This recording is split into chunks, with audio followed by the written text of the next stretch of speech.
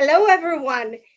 Greetings to all of you, and I hope we're all giving time for ourselves to enjoy our families and friends, no matter what's going on. Okay, and it's like a collaborative effort and doing all the frequency to be joyful in spite of all our challenges. So, eternal greetings and absolute love and humility to all of you who's been doing the work for truth and freedom. And may we continue to be healthy so that we can pursue and do what we need to do, okay? Because without each and everyone's effort, then we might be just talking to the wall or say, and then we end up not being in a position where we could fully express ourselves.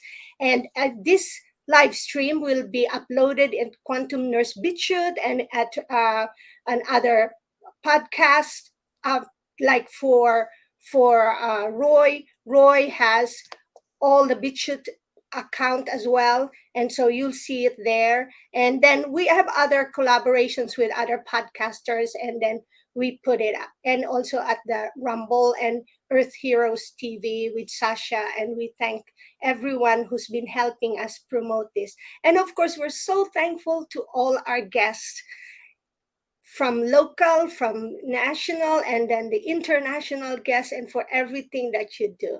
And we are very excited today because for all those past 2 years, and even with that, we've been saying, what's happening with the mainstream media? Why are they not helping us spread the truth? And so at some point, most of us have stopped listening to mainstream media. And when I heard about Kristi Leigh, I'm so excited to say I'm going to reach out to her. So thank you, Kristi, for being here. You're welcome. I'm just getting the word out just like you are, trying to get people to listen. And so Kristi Leigh has over 20 years of being in the news and being an anchor. So she's really like she has her dream come true already, if I may say. And being in at a TV news anchor, she's got it made. Okay. And so I was wondering, and maybe Kristi, you could start with that.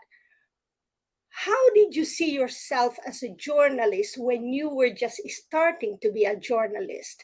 And then what made you shift and say, okay, like I'm changing I'm changing my life, I'm changing my work. And so it's like you let go of things that could have made you be financially secure. Well, when I first entered, as many do in the business, you so badly want to break in because it's such a small percentage of people that actually end up making it on TV out of those that go to school for broadcast journalism. So what's crazy about it is many people that are breaking into television news, they make very, very little as far as money goes. So you really need the support to try and make that work. And my childhood dream job was to be a news anchor, and particularly a news anchor of my hometown news that I grew up watching. And it's just incredible that I was able to achieve that. And of course, that wasn't a straight line. There was disappointments and failures and worries along the way, but it was just so neat when I finally got that job as the news anchor, the lead anchor for the news station in the town that I grew up. Great honor. And it was just neat to look back and be like, wow, God really put me here, because I know I didn't do it myself. And so definitely was grateful for that, and that was the goal. But then it went after I'd been in that position for a few years. I had grown up in my hometown, gone to school, college in my hometown, and reported the news for over a decade in my hometown. And I was like, this isn't like me to be stagnant, if you will. Like, I feel like I need to challenge myself more. My kids are getting older. If I don't do something now and make a change, it's not going to happen. So I just felt really led to explore other areas and see what different news markets were like. And so I had a New York agent, and California was really interested, and headed out there. and was reporting news in California right when the pandemic hit. So I was the lead anchor out there in the Central Valley of California, and the pandemic had just hit. And so here I was thinking I was going to have maybe some new topics to talk about because I'd moved across the country. I'm from born and raised in Ohio. And then here I was in California thinking like, oh, there might be some new things to talk about and different things to explore. And then here I was repeating the same thing that every other news anchor across the nation was. It was either the election or what was happening with the pandemic on repeat. But what really became uncomfortable is just the difference in how the news was being disseminated. Now I feel like, and people have said, "Oh, news has always had its faults and its drawbacks," but this was at a level I'd never seen before. And it was, to me, it was a very stark contrast. So, traditional journalism, you go and you talk to different sources, and you're basically saying, this is what this person's saying, this is what that person's saying. The fancy word for that, they say, is attribution. You're always saying where you're getting your information from. Suddenly, in my prompter, there was just sentences and statements that didn't have an according to, or didn't have a this doctor says this. They were just blatant statements. And I'm like, wait a minute, where's the sources on this? This isn't according to me. It doesn't matter what I think. Unfortunately, the people that are drawn to news tend to, I think, over time, I mean, you get a lot of credit being the face on television, and they, I think that it does some things to some people to where they're like, yeah, I'm the arbiter of truth. Like, it does matter what I'm telling the public. But it's really not supposed to be that way. That's not how true journalism is supposed to work. It's not supposed to matter what you think, and people really aren't supposed to know what you think. So to have in my prompter, have in my scripts, statements that not only didn't have sources, but suddenly had all these colorful adjectives. I was like, Mhm. what's going on Mhm. here? So, I mean, and I spoke up along with my co-anchor there in California. He was like-minded and was like, this isn't right. We spoke up. We had a common thinking news director that also took our concerns to corporate. He ended up getting uh, let go, we'll say, for something completely unrelated. And then it was like shortly after that, I was laid off, and my paperwork says, due to the pandemic, all of my evaluations up to that point were were great. Like, so it was nothing performance related. But it does always make you wonder, was there something else at play when they were deciding, well, we need to release this many people to lay off across the country? Because it wasn't just me. There was a whole chunk of people with the company that I was with that were laid off across the country. But it does make you wonder if maybe I was attractive to let go because I was speaking up. But either way, it was an answer to prayer. And after that, I was like, I can't do this anymore like this. Well, it's interesting that some of us don't wait before our lives become a disaster for something that we intuitively can sense already. So it seems like that's what happened to you, that, although at the beginning, just as the general population think that, okay, maybe the news is telling us the truth in the early, February 2020, that they said, okay, so let's all listen. But then later on, did you ever have an encounter in the public during those early months, or before you left the mainstream? Did you ever have a situation where or family members or anyone would ask you, so what's going on, and then you are in that position where you seem not to be able to express what you think?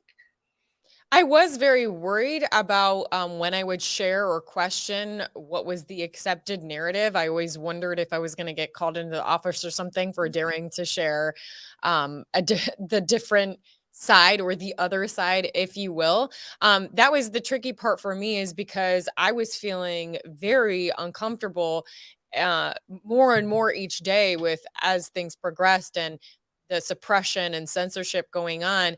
But at the same time, I mean, I'm a big person of faith, and I, in my prayers, I was like, God, I don't know what to do, because you led me here for a reason, and I've moved my children across the country.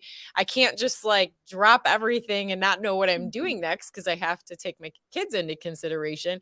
And so it was definitely an internal struggle and something I was praying about.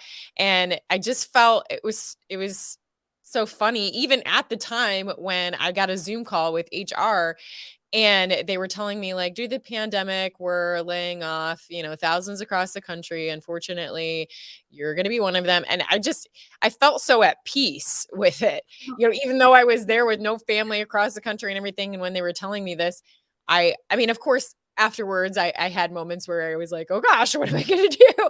But like in the moment, I felt peace and I felt like, oh, okay. So this is an unlikely way that God's answering my prayer. He's just making the decision for me. So, I didn't like fire my New York agent right away. He was getting good leads after that, different companies across the country as a next step for me. But I did end up letting him go because I decided, you know what, I'm going to go independent. This is something I can't fix alone unless I just take the reins and and do journalism the way I was originally taught to do it. So. So, what's your worst challenge now that you are an independent journalist? The worst challenge is definitely the tech aspect of it. My husband and I have been trying to learn, gosh, there's so many different platforms and how to utilize all of them, and then um trying to put together a studio in the home that we have, and the lights and the camera. All that is something I'm not comfortable with. Now, I've shot video and I've edited video over the course of my career in TV news, but as far as the more technical aspects of it go, I'm still very much learning that, and I'm still learning which how to utilize all the platforms. There's just so many now. It's like as soon as I feel like I'm on a lot of them, and a lot of my time is spent like copy pasting the videos to upload to all of these different platforms. It's like suddenly like, oh, now you got to get on Getter, and now you got to make sure you're on Locals, and now it's just like, my goodness. It's like difficult to balance that all. It's also kind of difficult to navigate the continued censorship, so you kind of have to play a game. I've gotten two videos that have caused me to get strikes on YouTube, and I believe both of them were Dr. Robert Malone, and we weren't even saying anything crazy. It's just I think YouTube just doesn't want him on their platform. But I'm learning that sometimes you need to just take very short snippets to put them on YouTube and direct to another platform. So it's very much of a game to try and get around the censorship and suppression. Well, welcome to the world. I know, right? I'm sure you're dealing with that too. Thank you so much again for being with us, and I'll pass it on to Roy. Thanks, Chris. I just had an interview that I just put up recently with an investigative journalist, Tanya Target Camacho, and basically she was talking about politicians calling them the protected species. That so you've obviously witnessed that. What I'd like to know is, going back when you were actually working there, when you saw, say, Trump, that must have been strange to see everyone attacking him except for, say, Fox. Did you find that how that was done? Well, the company that I worked for, well, actually, the last news station I worked at was Fox 26 in Fresno. So it was a Fox affiliate, and it was actually owned by Sinclair Broadcast Group, which has gotten criticism in the past for leaning right. But that was not my experience when I worked there.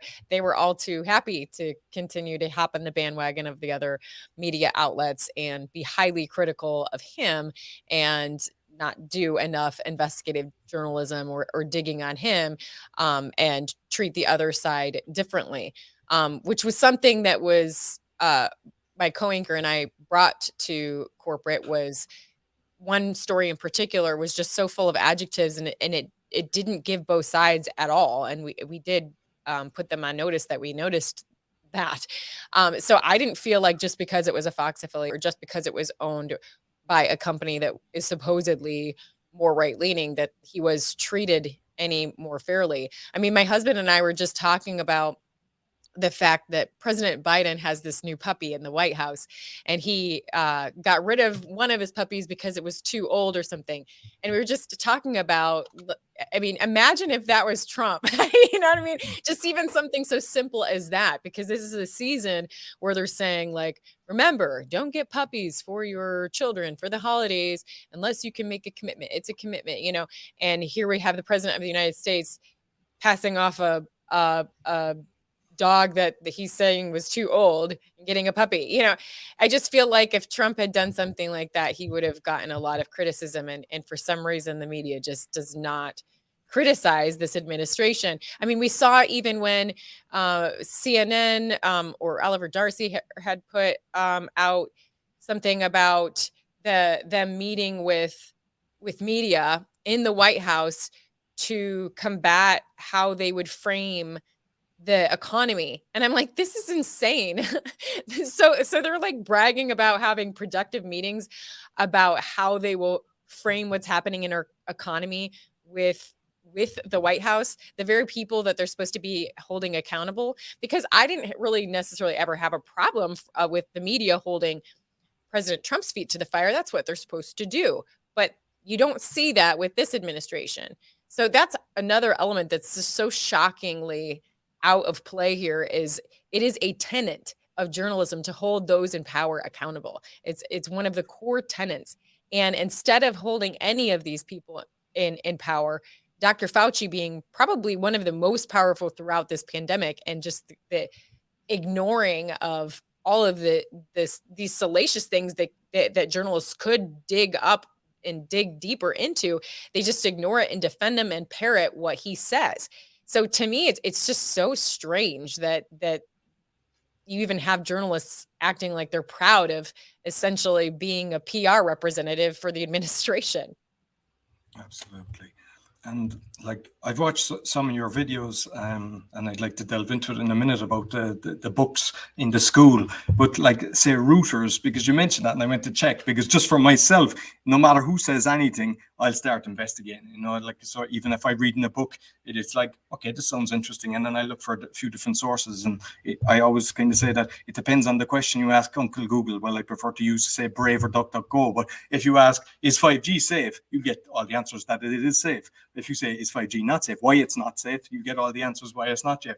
But like, I mean, I've been kicked off YouTube, but a lot of people will be kind of attacking whatever I say. And loads of times they give the likes of routers. And I mean, I know straight away, I call them the bad boys club. But you actually had mentioned, and I didn't know about that. It was one of the videos that I looked on the thing, that one of the guys that was in that was actually a board member with Pfizer's.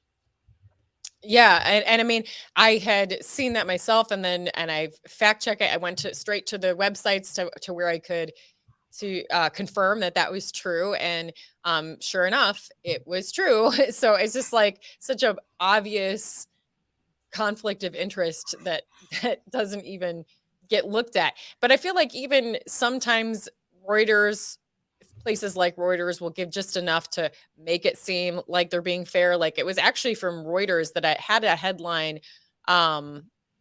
something to the fact of like, wait, what? 55 years? The FDA wants 55 years, to release the Pfizer safety document. So I was surprised when I saw Reuters was even talking about that the FDA had asked for 55 years. Now it's up to 75 years that they wanted to release all of their Pfizer safety data documents, on which they used to approve. But yeah, the fact checkers, we even saw obviously in legal proceedings that Facebook said, no, our fact checkers are considered opinions. So I mean, they can't even hide it anymore. It's really become a joke. Most people that you talk to, even on both sides of the aisle, will admit that fact checking is useless. Yeah, well, unfortunately, I mean, most of the stuff I put out, even the page that I've got, it's got all the links, and fact-checking thing is on it. And unfortunately, people then will start taking a snapshot of that and sending it to you, and you just shake your head, because, I mean, if they start investigating it, they'll realize that it's not true, but we have to look at it. But if you look at, say, Project Veritas, what's your thought? I mean, because I'm looking at how they're kind of exposing, they're getting a few whistleblowers.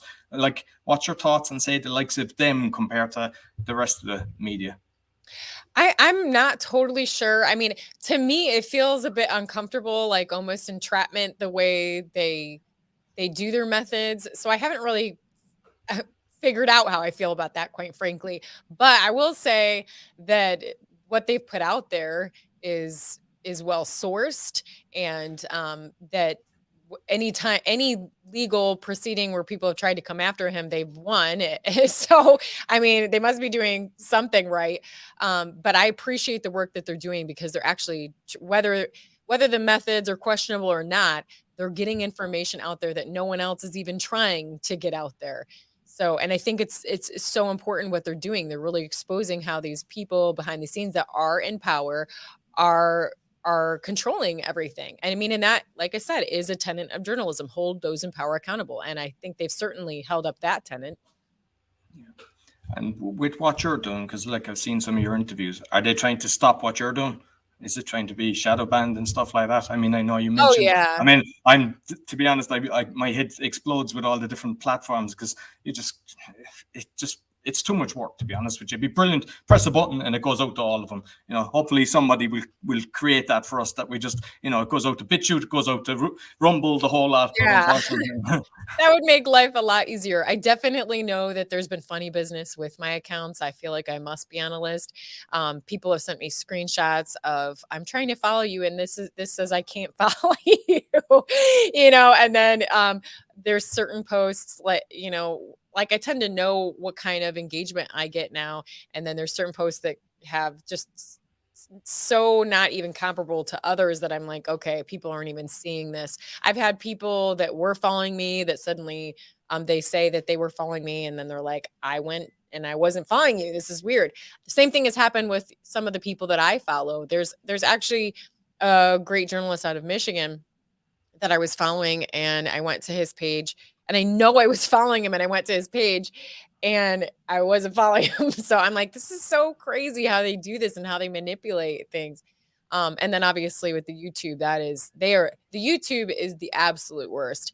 I mean, an interview I did with Dr. Malone, we were just basically, it was just commentary about another video that was still up on YouTube, and we covered the same themes, same subjects, and we're just talking about that commentary essentially. And they still like gave me a strike, and I appealed, and they don't give me a reason why. they just say inappropriate content. It's insane. But it's unfortunate, because it does make it hard for us it's already hard going independent, and then when you have to deal with the suppression and the censorship impeding your ability to even grow, it's difficult. Absolutely. I remember before I got kicked off YouTube, because I used to track all my numbers with the different podcasts, because I got 5 podcasts, and I saw my numbers on YouTube going back 500, going back 100. I was like, this shouldn't be happening. And on Facebook, it was actually Steve, because Steve would be giving me thumbs up on the different posts on Facebook. And he said he knew he gave a thumbs up on one of them, and he went back on all of them. They were all gone. All the thumbs up he was given, you know, and it's like, that is sick that you're doing. But one of the things that I saw that you've done was with the school, with the actual books that they had in the library for children. And I love the way you done it, because you actually had the camera and you were talking to the police department, but it just shows how deep the corruption goes. But you might just let people know about that, because I thought it was very interesting. This corruption at this school is so deep. It's insane. And it's crazy, because I was coming from California and decided to come to Texas, and was feeling better about how things would be here. And I come out here, and then I'm dealing with this. But again, I just feel like, oh, well, God wants me to fight a battle here. So I guess that's why I'm placed here. But I mean, it's just like never ending with this school board. And it's frustrating, because, and this is another topic I've covered, is it's frustrating because it's like you so badly want a hero. You want somebody to be like, okay, this is wrong. Let's hold these people accountable. And then that's why I always come back to, we have to be our own hero. We have to try and do whatever we can, because we can't rely on anyone actually holding up the law or coming in and intervening in something that seems so obvious. But the corruption there is so deep. There's all these, like, as soon as we expose a couple books, then we find a couple more. And so it's like a never ending situation where we're just finding these awful, disgusting books that even when you speak up at the board meetings, it's like they don't want you to repeat them, but it's like, but you're okay with them being in our school. And I couldn't even get a police officer to file the report, even though it was, I cited the Texas Penal Code and even US code on why this was inappropriate, because it was actual pictures of pornographic images. And basically the excuse they gave me was, well, it's in an education facility, so we can't really do anything. And it's like, so, I mean, if there is a pedophile on campus, like trying to entice children, because it's an education facility, you can't do anything about it. I mean, it's insane. And then there's 7 board members in my kids' school district, and 5 of them are just completely tyrannical and just do whatever they want. They've tried to censure the other 2 that are speaking up for parents. And they're, for some reason, in a weird way, defending a superintendent that has a temporary restraining order against him for assaulting his pregnant ex-mistress. It's so, the corruption's so deep that when I repeat this stuff, it sounds like a soap opera or something fake, but it's like actually happening. We have the text, we have the TRO to prove that this is going on, and the board won't even do anything about it. It's like, you want this man as a superintendent that threatened and assaulted, or is accused of that, and has a temporary restraining order against him, in charge of the safety of our kids and our students. It's so crazy. And like, I've seen that with a load of schools, because you see the different board meetings, and it's like, is there anybody actually getting results from these things? Because they're so protected. They wear their masks. They look at people, they like, I find it so insulting. Like, even when you're like, when you were even speaking, you're saying something really important, and they go, time. It's like, Yeah. they don't even, where's they can. They gave us a minute. Like, who can spit out anything productive that can mean anything in 1 minute? And the crazy part of that was that, they give these health officials that also have their own conflicts of interest, like, all the time in the world, but like parents, the actual parents that want to weigh in on this, are limited to 1 minute. It's so insulting, and it's so unnecessary. Yeah, it's unbelievable. And with the Maxwell case that's going on at the moment, I just heard recently, I mean, I didn't delve, is it true or what? Because it's hard to know what's true and what's not anymore. But apparently the list of 2,000 names has been kind of quashed as part. She'll get put away, but her list of 2,000 names that's on the diary is kind of hidden. Is that what's her? That's what I'm gathering. And I mean, we knew from the get-go that case was going to be corrupt. And someone on social media put it great, that, okay, so the woman that is now found guilty of essentially selling minor children, what about the buyers? Because it's such a great thought, because it's like, okay, she's guilty of luring these kids, but she was basically the seller. So who was buying, and why is it such a secret? And are they going to be held accountable? And I mean, to have James Comey's daughter as the prosecutor, and so much secretive, and I mean, there's still so many questions on how Epstein himself died, and how that part of the video is missing. It reeks of corruption and backdoor deals. But yet it's not really talked about as much as it should be in the media. I mean, and then there's even corroborated that, and it was in the case, that the FBI had collected all this evidence and it went missing. It's like, wait, what? For such a high profile case, it just went missing. So we know that they're protecting those in power, and there's backdoor deals, and there's things they don't want to get out. But I mean, that's the part that's, I think, hard when you're in it and you're reading all this stuff and you're looking at it every day, is it gets so frustrating. It's like, well, nothing's being done though, So it's like all we can do, all this, I feel like the only small part I can do is try and at least make other people aware of it. I mean, because what else can you do when you feel like nothing is being done?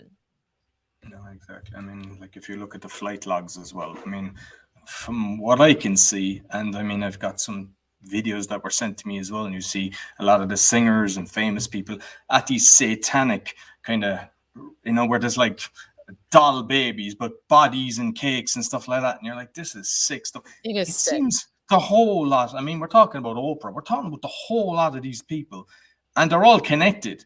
And when you talk to people, they kind of go, no, no way. But like, have you seen any wins? I mean, in your circle, have you seen people getting actually any successes? I do. I feel like it's a slow process, but the more that comes out, people can't ignore it anymore, and people are getting frustrated. I do feel like the tide is turning. I mean, even with someone like Dr. Robert Malone, who's now getting more and more noticed. He was my very first interview as an independent journalist. And so it's been interesting to see how his thoughts on things have evolved. So he was very matter of fact, like definitely giving both sides, like not really implying that anything sinister was going on. He's like, I just, think that maybe we should be asking more questions. So he was just very more like soft spoken. Now when I interview him, he's like angry and like and has evolved, and like I had no idea that it was this bad, especially with his involvement in hooking up with Robert F. Kennedy Jr. and reading over his manuscript before it was ever even released. He's like, I just had no idea it was this bad, and that what I was dealing with was this corrupt. And so, I mean, someone like him is a good example, because he started one way, just willing to think the best, and now especially even seeing the way that he's been treated just for asking questions or saying maybe we need to spend a little bit more time on the bioethics of all of this. Just the reaction that he got, I think, also opened up his eyes. He's like, wow, never would have thought that it was this bad. So I think people are waking up. It's just taking some time. Yeah.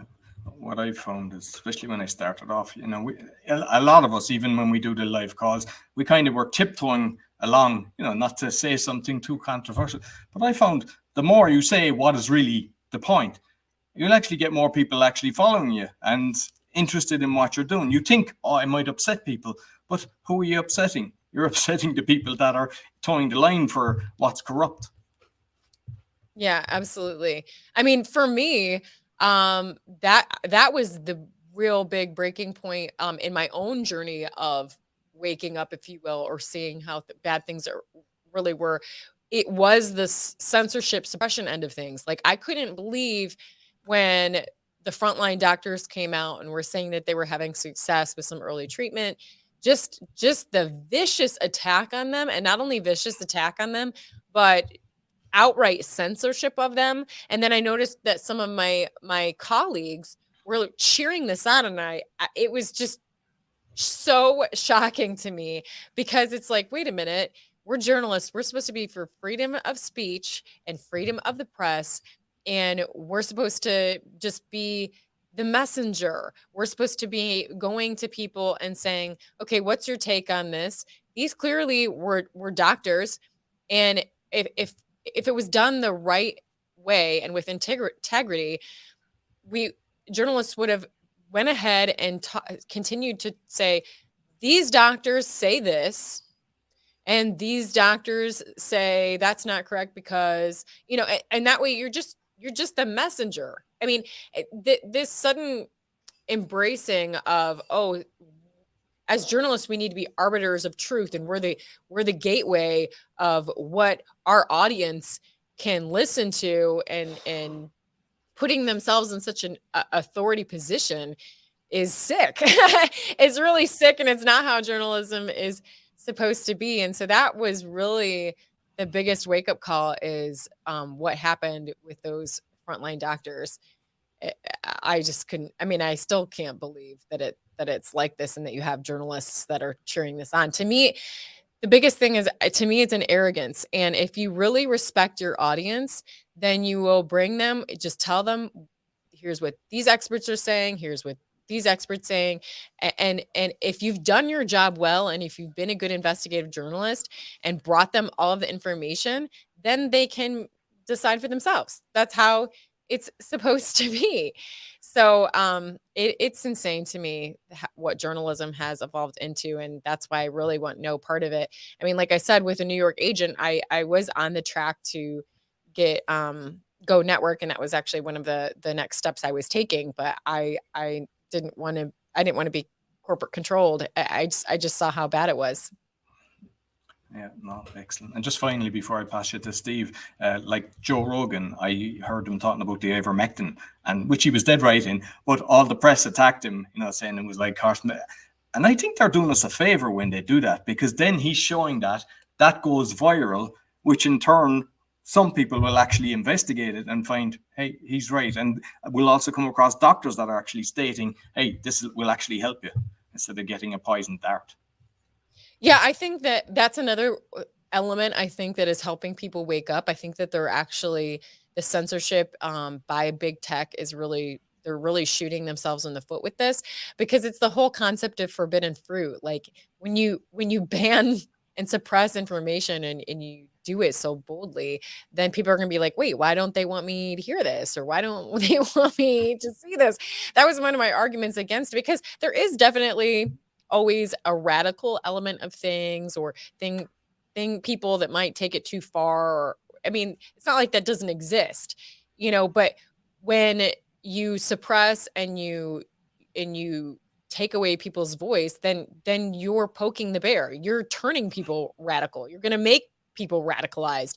If you just allow the open and free discussion and debate, then that is less likely to happen, in my opinion. But I mean, it's been interesting, because even with that Ivermectin, since you mentioned it, we saw that whole story making headlines of that people overdosing on Ivermectin were backing up hospitals. And that was from a station, KFOR in Oklahoma. And I think this also opened up people's eyes to how news works, because the station ran with that story, and they were owned by Nexstar. And so every Nexstar owned local TV station also ran with that story, repeated it. That was across the nation. And then it was also picked up by network, MSN, Rolling Stone. And then people actually looked into it. My husband and I made phone calls for like less than an hour, and were able to blow that story wide open, that it was completely fake. They used this news station in Oklahoma, they used one source for this claim, this doctor. And so we looked up his medical history, and so they didn't vet the doctor. He had a medical malpractice on his record. It was crazy, but we were able to figure all this out in like less than an hour, and prove that story was completely fake and phony. And Rolling Stone ended up having to print a retraction. MSN had to print a retraction. But what's interesting is the first originator of the story, a local news station in Oklahoma, that made this story spread like wildfire, to the point that even Rachel Maddow was singing like, see, Ivermectin poisoning is clogging up the hospitals. It was totally fake. They were the last to not even retract it, but just add an editor's note. And this was after I called them every day and wrote them every day for 9 days. Never even got to talk to the news director. But finally, after 9 days, they add an editor's note, even after Rolling Stone, MSN, had retracted it. So it's so crazy. I think that also showed people that how just one news station not doing its job can just spread over this, what amounts to ending up being like a small network. And this is how true misinformation is disseminated, like in this case, a fake and phony headline. Oh, excellent. Listen, Kristi, thank you very much. And I'll pass you on to Steve. Hey, Kristi. Oh, wow. It's very brave what you've done. It's crazy you have to be brave to tell the truth, isn't it? It's a bit odd. I mean, it's, I'm just a cynical guy. I've been so far down the rabbit hole that, the system's not supposed to work and justice isn't supposed to be handed out. And, it's rigged. So, I mean, you're a journalist. I grew up watching, not really watching, but, Walter Cronkite was the face of America, and he was, portrayed as an honest guy. And, that guy was diabolical. That guy, he got the Norman Cousins Award for pushing the New World Order. He was a Satanist, but people would look at him as someone that's trustworthy. When JFK was murdered in the public by our own country, not only were documents sealed for, I think, 76 years. Why would documents be sealed for 76 years? National security. Okay. But, Dan Rather, another newscaster, the power of the word. And like you said, you shouldn't be the arbiters of truth, or you in some ways, you should be telling the truth, but you shouldn't be looked at as the word, the official word. But that's how it is. And even in the JFK thing, the very simple fact that Dan Rather said that JFK was propelled forward from the shot when he wasn't. He was propelled backwards, meaning the shot came from the front. Mm-hmm. But just those words, that was a cover up, right? So he was part of it. So my point is, there's nothing new under the sun. This has been going on for decades. And the Council on Foreign Relations and the Fabian Society across the pond, the Trilateral Commission, the Bilderberg, the Thread, and then it goes to the Jesuits and the Templars. And it's a top-down web that's global. And the control, I'm convinced that when you were reading the teleprompter and there was no according to or this, someone had to organize that, right? So it had to come from above somewhere to tell someone. So it's just incredible how it works. And it's not supposed to be fair, and it's not supposed to tell the truth.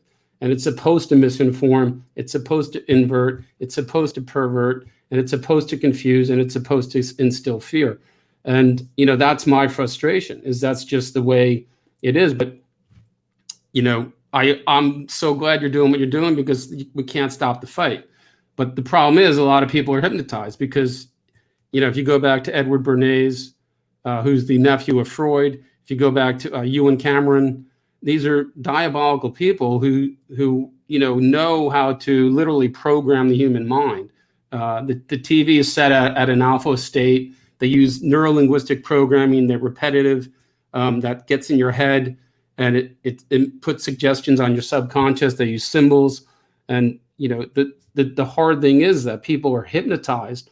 So I remember the frontline doctors too. I remember Pierre Corey was wearing his white coat, right? Speaking about thousands of people, not one hospitalization in the court, right?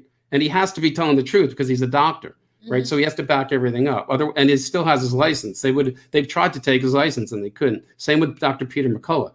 So my point is, I remember seeing that. They spoke as early as March 2020, I think. Or Pierre Corey spoke in March 2020, and I think Dr. Peter McCullough spoke in the Senate, I think in June, giving his McCullough protocol with all the drugs that are banned and stuff. And then you get into the hospitals getting money for every COVID diagnosis and everyone that goes on a ventilator. So it's almost like, how do you even start to tell someone who's completely misinformed? And well, that's the thing. Yeah. Well, that's what Dr. Malone and I talked about, is like the only way to break this hypnosis, this mass formation idea, is to continue to drip out the truth. That's the only way that you can break it, because they've obviously been just bombarded and hearing the same, and all these buzzwords and everything. And so the only way you can hope to break the hypnosis is just to continue to try and get the truth out there. But it's interesting what you're talking about, also like them being doctors, because the tired pushback that you get is like, oh, well, what do you know? I'm going to listen to the scientists and the doctors. And they're like, okay, how about these scientists and these epidemiologists and these doctors? And it's like, oh, wait, no, not those doctors and epidemiologists. It's like, it's crazy. Yeah, they call it, they put the word out there, cherry picking. Like I tell my friends, because they heard it on the news. Oh, that's cherry picking. Right. So they have a new term to shut me down, like conspiracy theorists. But these people's backgrounds speak for themselves. It's many, because they're like, I'm going to listen to Harvard trained. It's like, okay, how about Dr. Peter Breggin? He was trained at Harvard. Or how about the Yale epidemiologist that has been critical? It's just like, you have to remind them that, wait a minute, these aren't just fringe wackos. Even though the news is telling you that, these are people with long careers and patents and training. And science was never supposed to be this way, where someone could claim they themselves were science. I mean, you just have to continue. Yeah. Well, here's the problem with the science is the buildings that these big institutions, where they get their power and their knowledge, they're built by the same people that pay these guys who are the scientists. Exactly. So you have the institution, the authority figure, you build an institution, you put a fancy name on it. We're taught to respond to authority from a very early age. Even in nursery school, we look up to the teacher. We don't question it. There's one answer for every test question. Don't think outside of that. So we're given an education that gives us no life skills, teaches us nothing, is there to make us enslave us in an environment. Yes, and they're taking away entrepreneurialism because they can't have free enterprise in the New World Order. It's one of the things they have to kill, because they can't have free thinkers and they can't have people self-sufficient. They want everyone dependent on the state. So that's why they're going at this. Has nothing to do with what we think it has to do with. It has to do with a deliberate shutdown of freedom, of free enterprise, of creative thinking, of everything, to bring to the hidden agenda of the New World Order, which has been in the works for over 250 years. And that's why I'm trying to say that this is nothing new. And everything we're seeing has been planned probably at least 60 years in advance. Well, it's interesting how they always bring up like the Matrix and a red pill or blue pill, because it is amazing that once you are confronted with the lies or see the truth in one area, suddenly everything else you see with all new eyes. Like, I didn't really question the JFK thing before. I didn't really have reason to. But since my eyes have been opened in other areas, now I'm watching these other documents that are just loaded with evidence of corruption and that we've been lied to about so many things. So it really is taking like the red pill. There's a brother, there's a club and we're not in it. That's the yeah. But the other part of that I wanted to mention was this. I don't identify myself as a Republican or Democrat. In fact, if anything, the more I learn, the more disgusted I am with both sides and just politics and politicians in general. But it is interesting that particularly on the left and the Democrats, they're the ones that are pushing for this narrative, and we can't have anybody saying anything different. They cheer and laud on the censorship and suppression, and it's crazy because that's just so undemocratic. I mean, this approach to giving people being the arbiter of truth and just deciding what we can tell people and going with that's not democratic at all. Like, the more democratic approach would be, let me gather the information from you from everywhere, show you the evidence, and you decide is a more democratic approach. So that's what's crazy, is that even this whole, they push us on sides and they demand we pick a side, but really there's only one side. There's the powerful. There's the two-party system. The two-party system is an illusion. Mm-hmm. Both parties are controlled by the Council on Foreign Relations, which was started by the Rockefellers. In general, their money, but there was a group of Dulles was on it. But in 1919, when America didn't join the League of Nations, which was a step towards the New World Order, the Rockefellers funded the Council on Foreign Relations to steer public policy, control presidents, control the media, control narratives. And it was also to create the UN and the CIA, which weren't created at that time. So these guys are not that clever. They have one play in their playbook. It's a Hegelian dialectic. It's problem, reaction, solution, divide and rule, right? So, if you think about it, I'm a human. I'm a human party. I can think. I don't have to be put in one box or another, vanilla or chocolate. But they can't control a unified population. So as soon as you say I'm a Democrat or Republican, you've taken the bait. I mean, as far as I'm concerned, in my opinion, because that's part of the divide and rule. And in my eyes, the guy with the big hair, he was all just a willing, complicit deceiver, all part of the psyop, the pantomime, the charade to,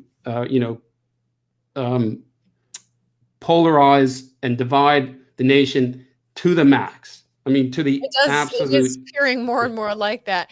But but obviously, social media in general has been hugely a champion of their cause in dividing people, because it's on its very function. Social media is able to sell the most money by keeping us divided. And here's something else that I've touched upon before, is that I was really most actively involved in TV news beginning in 2008. And that's when social media was just starting to become another arm of news. And so to see that evolve has been interesting. And each year that I was in news, the incorporation of social media became more and more important, to the point that every news station I worked at after the incorporation of social media, there was a board in our newsroom that would show how we were stacking up in engagement compared to the other stations in our market, and also on an individual level, who was winning, who was on the top of the social media engagement scoreboard.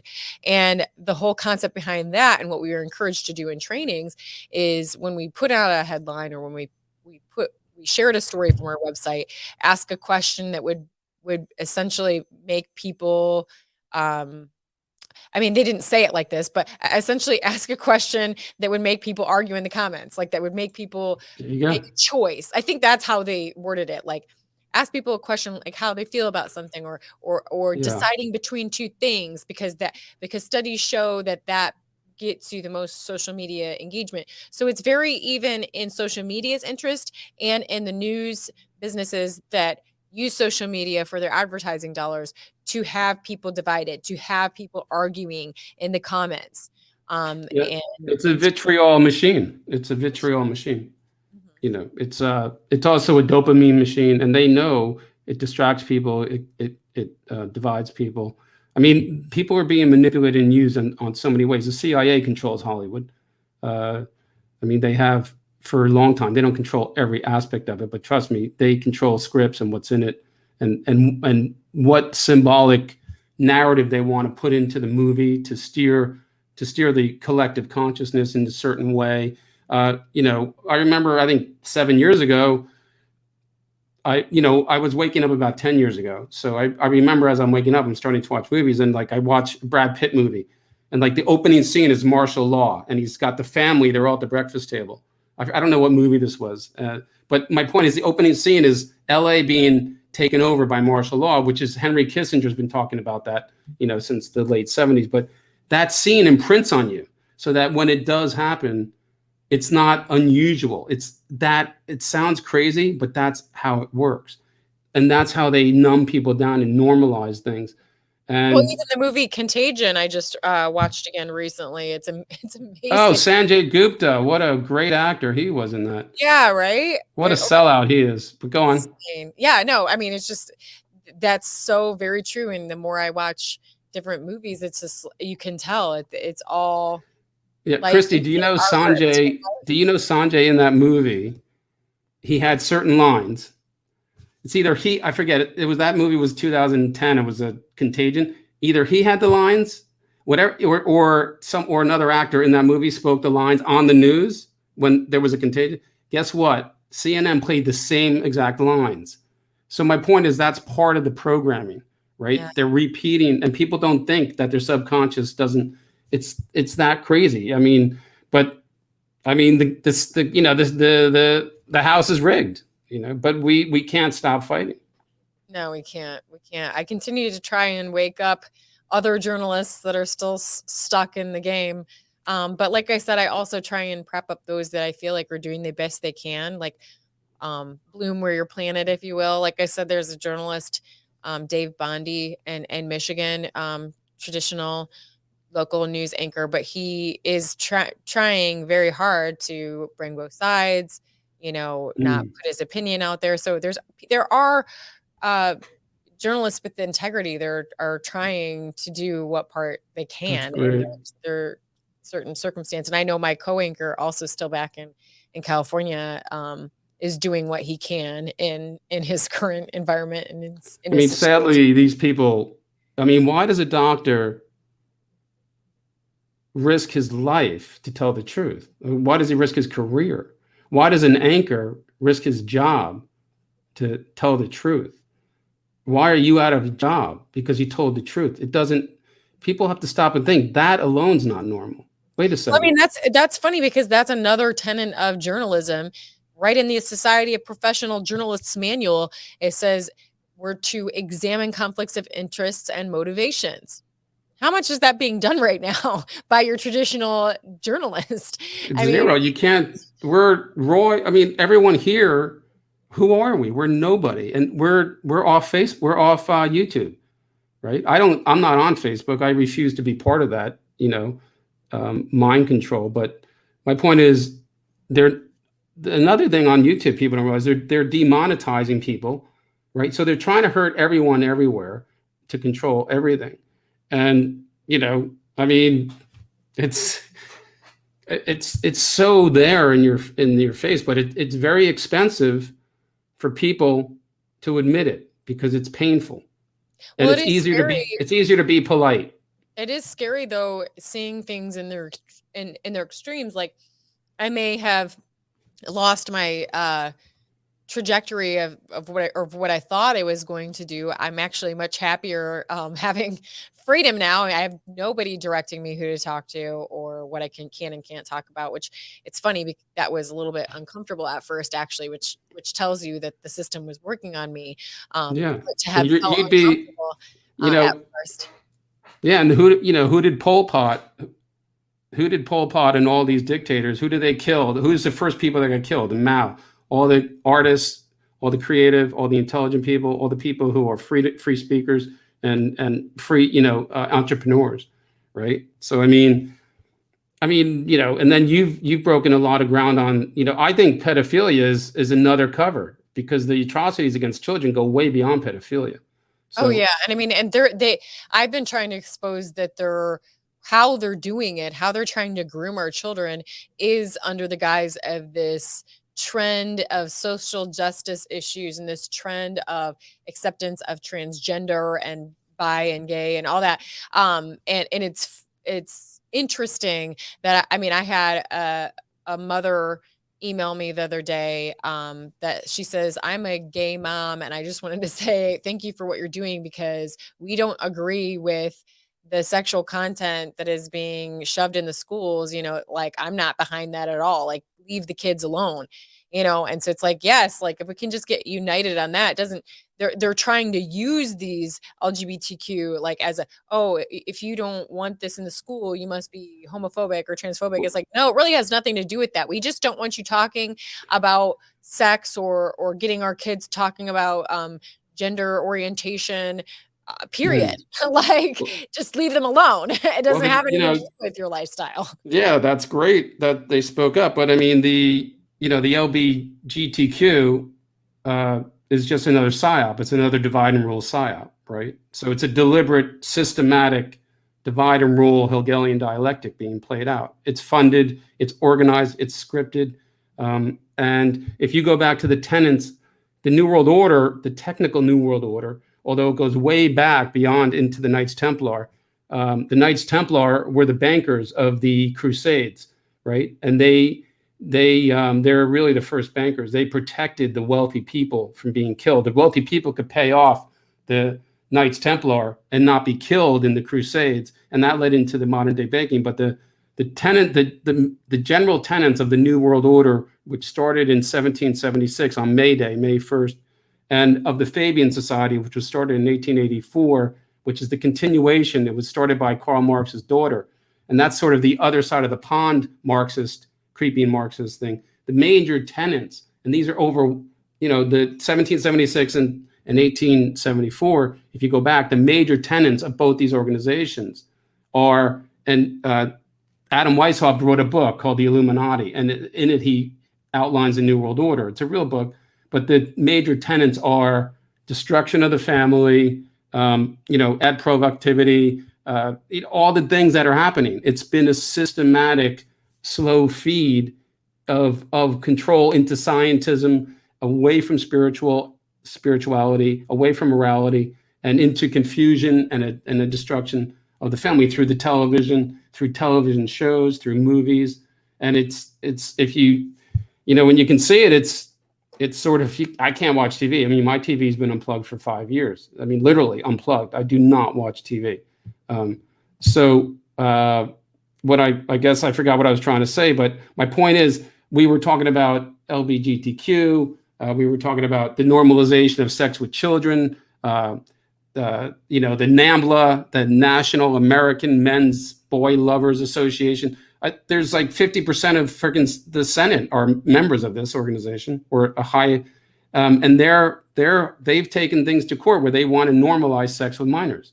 Okay, this is not, Oxford University puts out studies about that it's okay for people to have sex with minors, and this is how they do it, because this is all part of the network. I mean, the major universities, Anyway, I mean, I know too much. I don't know if what I know is real, but this all can't be coincidence. So, No. but you got to keep up the fight. I'm more talking more than you. So, I was just gonna say, what makes it even more terrifying and real is just the continued observation of what's happening to those imprisoned for January 6th. I mean, being treated as they are. I mean, and just they just get away with it. I mean, what happened to a speedy trial? There's people that are just sitting in jail for essentially trespassing, and I know one in particular has not been given medication. They haven't adhered to his diet. He's wasting away, and no one's being held accountable. Yeah. So it feels very defeating sometimes. What gives? I mean, they thrive on that. The more pain, the better. There's not supposed to work. Have you heard one health official globally once say the importance of just these words, the importance of maintaining your immune system?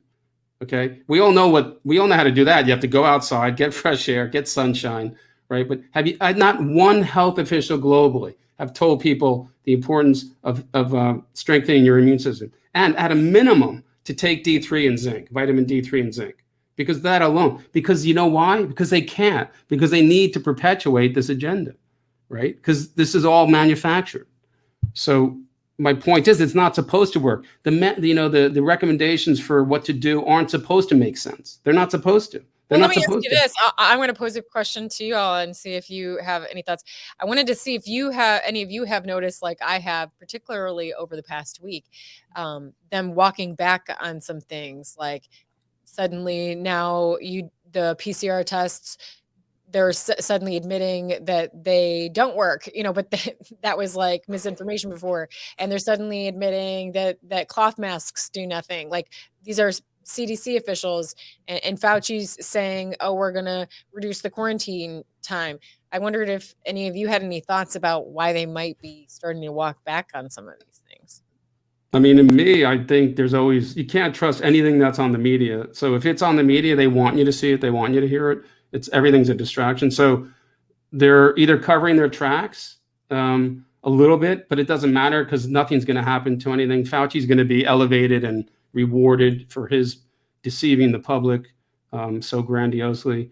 This is all a play, but I in terms of that, I think there's something else coming out after the PCR test where they're going to make money from it. It's just another thing. There's going to be a new product and they're going to push it, and someone at a pharmaceutical company is going to make billions. And everyone that we see giving these recommendations have money invested in these companies. So it's insider trading, really. These people should go to jail just for insider trading, but they're not going to. They're going to be rewarded because that's how the system works. So that's my opinion. Yeah. There's some that were speculating they're trying to suddenly walk some things back because they're thinking of 2022. But my opinion. I'm like, well, we don't even know if that system even works anyways, if the votes actually matter anyways. So I don't know. What? I mean, I'm, I'm not the guy to talk to, because although I think it's important to speak your truth and to not give up and to stay out of fear, they say what they want, they do what they want with impunity, and it's going to end. I think they're in their death throes, or I would like to think so. But the system, if why are victims of satanic ritual abuse not able to go to the police, right? Because the police are part of it, right? So there's nowhere to go. I mean, Jimmy Savile. Do you know who Jimmy Savile was? I don't. You really should. He was Sure. Let me know what else I need to get caught up He's on. dead, so we can talk about that wretched piece of garbage. He was in the UK, and he had a show called Jimmy Will Fix It, where he put kids on their laps, and he was raping young children, and he was protected by all the people we know, all the authorities we know, and he was giving, the word is he was, there was a child trafficking for rituals and stuff like that. But he's a great example of how it didn't come out till he died. He was protected till he died.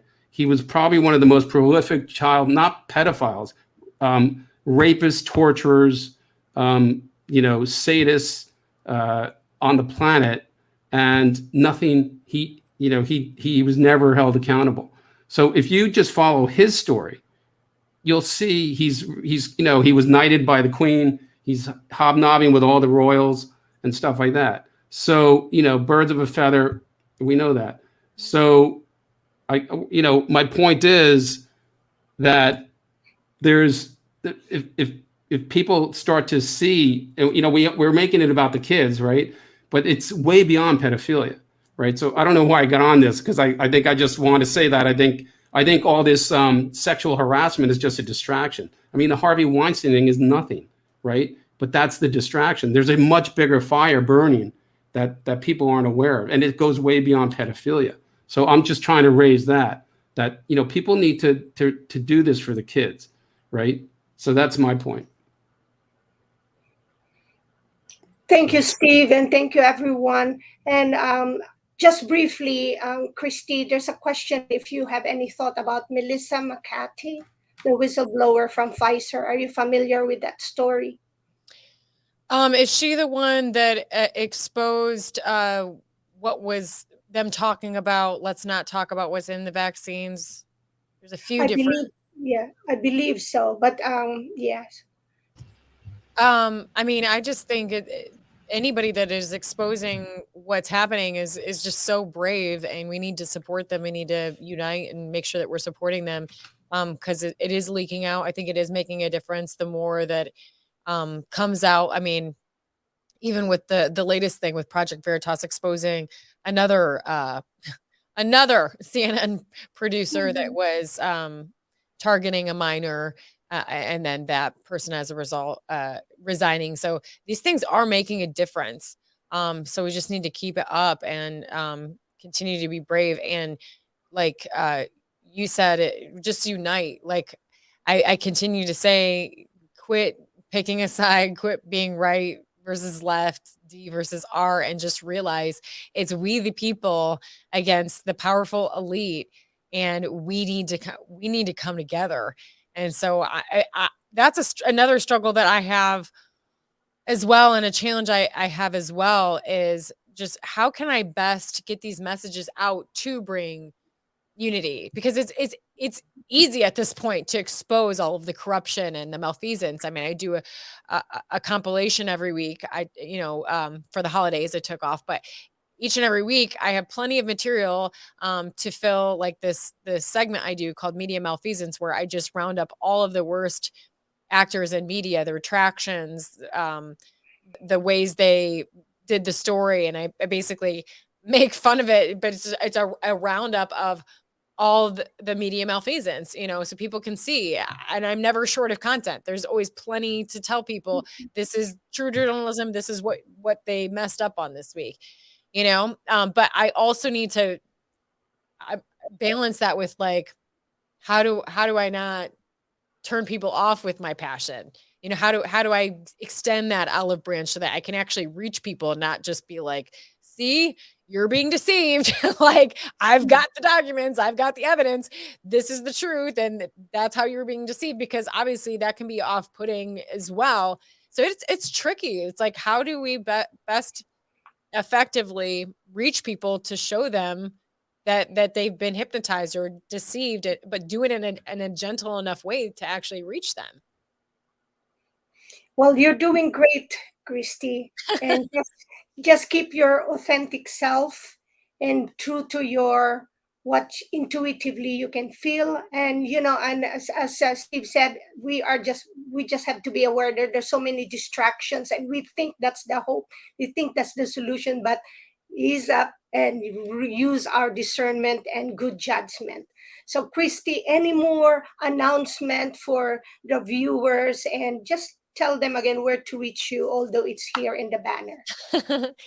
Well, I mean, I'm continuing to be given names of people to interview all the time. So I'm going to be rounding up a lot more content. Like I said, since I was saying it, I do want to balance some of the bad news with more hope. So I'm also seeking out inspiring and hope-filled stories that I can share to balance things out. Keep people positive as we fight the tyranny, and the evil. Yeah, I think it's important to feed your mind with some good things. So I'm going to be doing more of that as well. Dr. Robert Malone, my very first interview I did as an independent news person, is being interviewed by Joe Rogan today, and I will be interviewing him about what that was like tomorrow. So keep an eye out. I'll release mine after the Rogan is released. So you can keep an eye out for that. I post everything to my website, easy to find, KLIM.news, which stands for Kristi Leigh Independent Media, KLIM.news, or you can do KristiLeighTV.com, same website. And then, like I said before, I'm trying to get all of my content up on all of the many other platforms, Rumble, BitChute, Gab. And like I said, I have others in the work I'm trying to get on. So if you're a fan of a different one, tell me where I need to be. Yeah, and and to you, Kristi, and to others, feel free to reach out to us. And I know, like Steve has a lot of resources. He could easily send that to you if you need to do more research. Okay. Yeah, I'm fascinated with a lot of the stuff that was said. I'm constantly learning and open to learning more. And yeah, that'd be great. Anything that you think I need to know and be up on. And send anyone on our way so that we can keep providing the platform for many other people who want to speak the truth. Absolutely.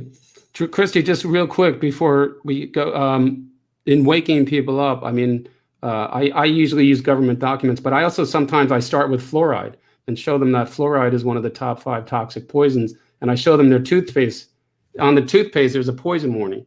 Wow. So, like, all right, on your toothpaste. So I don't use fluoride toothpaste, but my point is, I'm like, if people are willing to poison you and put it in the water supply, maybe they'd be willing to do these things that you don't think are possible. So, because there is poison in the drinking water, and it is in your toothpaste, and it's in the food chain. But that's it. I'm signing off. Thank you. And take care, everyone, and let's welcome the incoming year with all positivity and courage and patience and persistence, and because we need to keep doing this. Yes. Very much. Thanks, guys. Thank you.